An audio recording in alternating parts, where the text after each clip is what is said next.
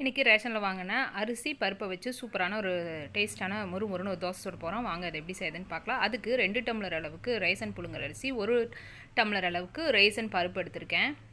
இப்போ இதை நல்லா அலசிக்கலாம். எப்போவுமே ரேசன் அரிசி பருப்பெல்லாம் நம்ம யூஸ் பண்ணுறோம் அப்படின்னா 1க்கு 4 டைம் அலசிக்கிறது நல்லது. இந்த அளவுக்கு நல்லா அலசிட்டு 1 டீஸ்பூன் அளவுக்கு வெள்ளை உளுந்து சேர்த்துருக்கேன். 2 டீஸ்பூன் அளவுக்கு அவல் எடுத்து தனியாக ஊற வச்சுக்கோங்க. 1/2 டீஸ்பூன் அளவுக்கு வெந்தயம் சேர்த்துடலாம். இப்போ அவலை தனியாக ஊற வச்சுட்டு காரத்துக்கு தேவையான வரமிளகா அதையும் ஊற வச்சுக்கலாம். ஒரு 4-5 வரமிளகா சேர்த்துங்க. இந்த தோசை காரமாக இருந்ததுன்னா ரொம்பவே நல்லாயிருக்கும். இது ஒரு 4 மணி நேரம் ஊறட்டும்.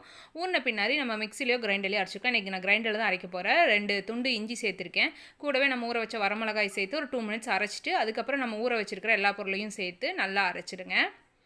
இப்போ இது நல்லா நைஸாக அரைக்கணும். கொஞ்சம் கொரப்பாக இருக்கக்கூடாது. நல்லா நைஸாக இந்த மாதிரி இருக்கணும். இப்போ நம்ம வேற ஒரு பவுலில் இதை எடுத்து வச்சு ஒரு 6 hours to 8 hours கழித்து நல்லா அது அதாவது புளிக்கணும். புளிச்ச பின்னாடி தேவையான அளவு உப்பு